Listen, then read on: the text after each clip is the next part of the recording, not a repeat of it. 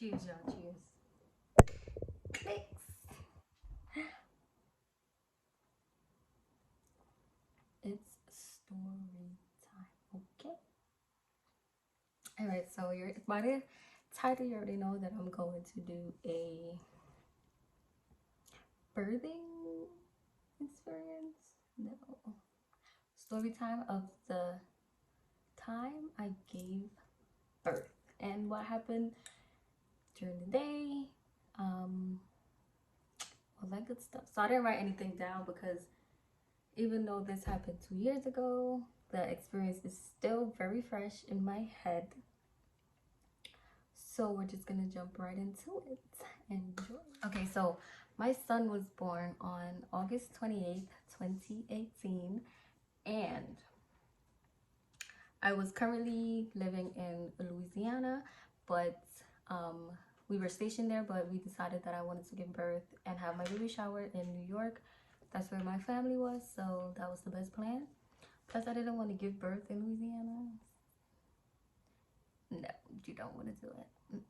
So, in that year, July of that year, I moved back, not moved, but temporarily went back to New York for my baby shower and the birth, which I was actually due in September 11th. Yeah, sad day. Rest in peace to y'all. So my husband wasn't supposed to get there till September 30th, right? So that would be, Logan was born on a Tuesday, so I'll be that Saturday within that week.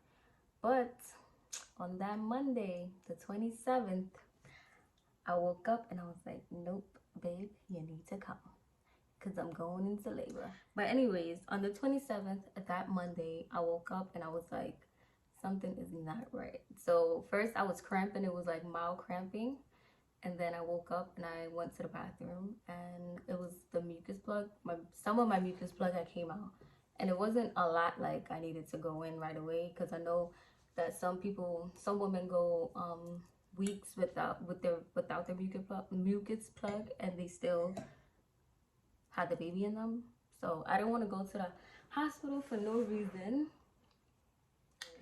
I'm on the couch now, just laying down, and I'm like, yeah, these are just getting worse and worse. So I called my husband, then I'm like, you need to change your airplane ticket.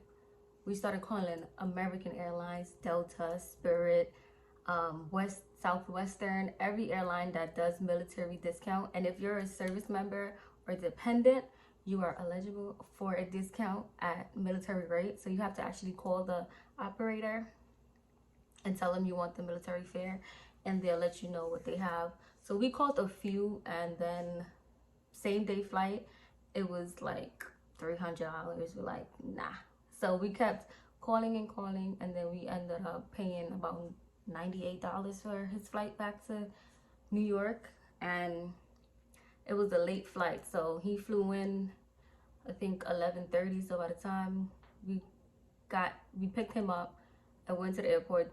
In the meantime, I've been packing my bags and like doing everything I needed to do. My contractions were like getting worse and worse and worse. Like I couldn't even move, okay?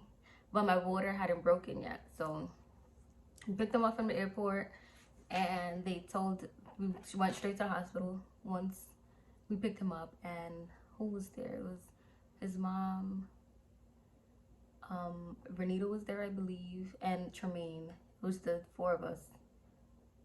Yeah, whatever. So we went straight to the hospital, and they didn't want to admit me because I was not dilated enough. I think I went in, I was like a 3 centimeters dilated, and then my water hadn't broken. So this is like 12, because we went to Jamaica Hospital. So this was like 12:30 or so, or 12 o'clock, because it didn't take that long to get from the hospital to the airport, basically. So when we got there, I'm in the triage basically, and she's like, well, you're gonna need to walk for an hour and a half, and we'll see how you feel, how dilated you are after that. So I'm like, all right, cool. So we're working back and forth. I'm like digging my hands in my husband's back and everything. Maybe I'll show you guys a picture. I was so fat. Oh my God. Don't judge me, guys. Pregnancy, you gain a lot of weight. So he walked me the entire time.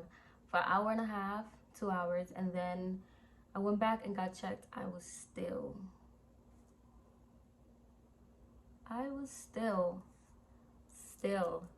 3 centimeters.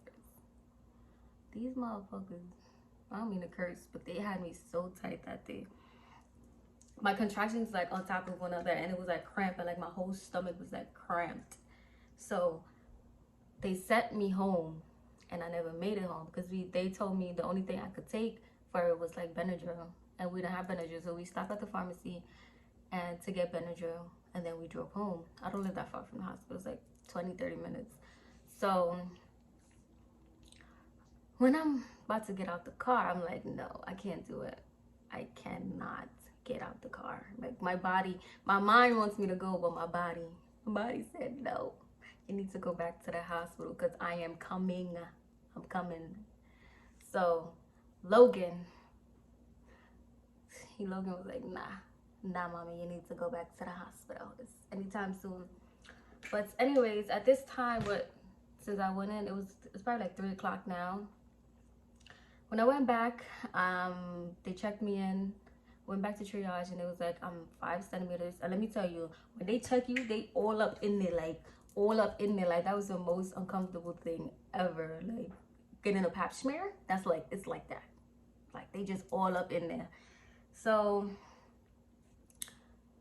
I was finally 5 centimeters, and they sent me to a room, and I'm there. They're asking me if I want epidural, all this stuff, and I'm like, yeah, could you like call it anesthesiologist now? The anesthesiologist took like 3 hours to come, bro. 3 hours, and then you had to sit. I'm shivering and I'm cold. I wasn't even cold, but I was shivering. So I'm trying to sit still while he's putting the needle in my back. As you know, if you ever had epidural before, it goes in your spine. And I still got back pains now, okay? Don't get it if you don't have to. But I was like, no, I am not doing this. Pain, drug free, like give me my epidural. Like my birthing plan already said, give me my epidural. I don't know why you in my face asking me where's my epidural? Like, do I want an epidural? But the crazy thing is, I was like so calm throughout my pregnancy. Like, not throughout my pregnancy, like the day I was giving birth, I was mad calm, and I was like going along with whatever the doctors told me to do. Except when it came to pushing, I was like, God damn. And you know, once you get admitted in the hospital, you can't eat nothing. So I was hungry as hell. And all I could eat was ice chips. Motherfucking ice chips. Like, what is that gonna do for me? Nothing. Tell you that birthing, I didn't feel anything because I had my epidural. But that pressure, you could tell, like, if I ain't had this, I would have been I'm cursing too much, I'm sorry. But if I did not get that epidural, I don't know how I would have delivered that boy without ripping somebody's head off, like literally. And I was so deep, not even, my throat was dry, like everything, like I couldn't even push properly. And I was like, can I get something to drink? They said no. I'm in the middle of pushing. Can I get something to drink? No. All you can have is ice chips. They gave me 2 little ice chips in my mouth. So who was in the room with me? Tremaine. I wanted everybody out the room. I don't know why it was still in the room because I wasn't paying attention to who was in the room and who was there. So I was like, whatever. Afterwards, I'm like, all of y'all just see me skin up, like, y'all was in my vagina like that? God damn. So it was Tremaine, Renita, and Tikio, my husband, and 10 other nurses. Because they do, like, to gain experience, they bring in other nurses. I don't know what they're called. Interns, I guess? I don't know.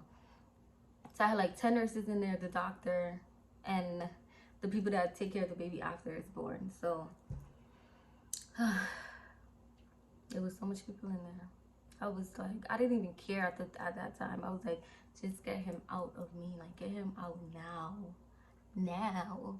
So it's time to push, and I'm pushing, and then the doctor was like, do you want to see the crowning, which is his head, the first side of his head when it's in the hole, and it's like, you get what I'm saying, right? So I'm like, no, I don't want to see it. Could you just help me get him out? Like, I was like, no, I don't.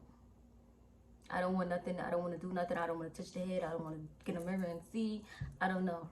Just take him out at this point. I was just over the whole birthing experience. Like, I was over it completely. And then a couple pushes. Oh yeah, after I got my epidural. So when I got my epidural, I was like, I finally was able to go to sleep without them contractions, because they was like right after the. And then I woke up, and I guess it was like 7 something. I woke up and I was like, babe, everybody's sleeping too, so I'm like, babe, my water just broke. And they all just hopped up. They was like, yeah, stop. I was like, god damn, really gotta do this. I really gotta do this. So all the doctors came back in because they had left me so I could rest. All the doctors came in and they said it was time to push. They checked me, they checked the baby, they checked everything. It was just time to push. I didn't push for that long though. I think it was like 20-30 minutes I pushed for. And then he popped out his big head. And I cried. And everybody in the room, no, Tremaine cried. I don't know if Renita cried. I wasn't looking at her. Tequila didn't cry. I was mad. I was like, I carried your child for 9 months. Your first child. And you're not going to cry? I was looking at him like. So no tears, huh? Mad as hell why he couldn't at the umbilical cord. He got him right in my belly. Logan, right here, like, you're not gonna cry. Not even one tear. One tear, bro. I was really mad. I don't know why I was mad, but his first child, like, he couldn't cry. So postpartum wasn't that bad. I didn't have any tears when I gave birth, so I didn't need any stitches. And coronavirus! Everything went back to normal, basically. Whoa. I did buy like the Tux medicated pads and stuff like that, like the tub, but I didn't really use it because the hospital do give you a few things to use and the spray to like spray out after. But that's what I usually used with the soap in and water and spray. So that's about it. I did buy some witch hazel stuff too, but I didn't end up using it at all. But I did hear good reviews on those, so I might link those down below. Yeah, it was pretty good. I went straight back into walking. I said, like, after I gave birth, I was like, I need to use the bathroom. Oh yeah, I didn't tell you about the catheter. Like, that was the most, like, when they put in the catheter after, I believe, you get your epidural. So I got mine. I didn't feel a thing. It was good. I didn't even know when I was peeing. Like, I didn't know nothing. So when the epidural finally wore off, and I was like, well, I need to use the bathroom.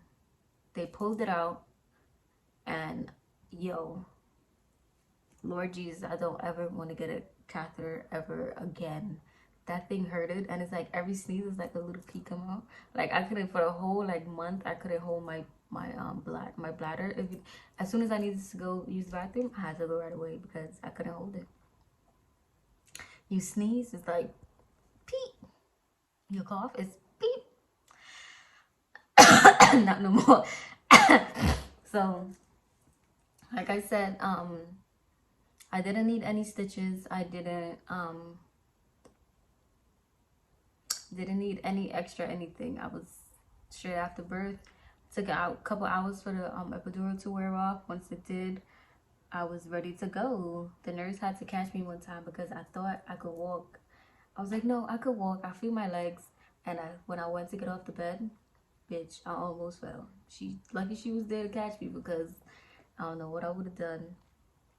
So after delivery, they actually took us to our own room, and they moved in one of those recliner couches for my husband to sleep on, because we was like, well, he's military, so, you know, they're like, oh, well, star, thank you for your service and all this extra stuff. So they gave him a little pull-out couch, so that was good, because I know most